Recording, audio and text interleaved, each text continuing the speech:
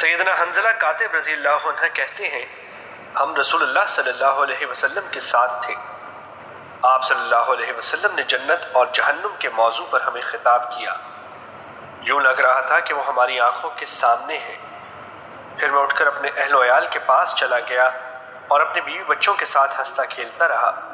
پھر مجھے وہ کیفیت یاد آئی جو رسول اللہ صلی اللہ علیہ وسلم کے پاس مجھ پر طاری تھی۔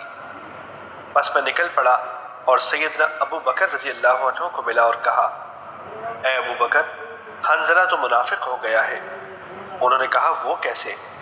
میں نے کہا، ہم رسول اللہ صلی اللہ علیہ وسلم کے پاس تھے اور آپ صلی اللہ علیہ وسلم نے ہمیں جنت و جہنم کے موضوع پر واعظ کیا اور یوں لگا کہ وہ ہماری آنکھوں کے سامنے آ گئی ہے۔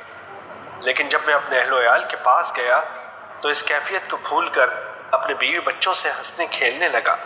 سیدنا ابو بکر رضی اللہ عنہ نے کہا، بے شک ہم بھی ایسے ہی کرتے ہیں۔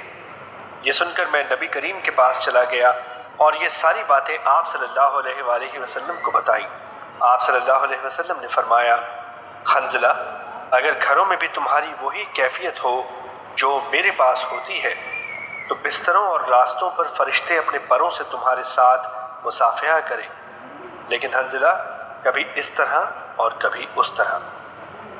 حدیث نمبر 257، مسند احمد۔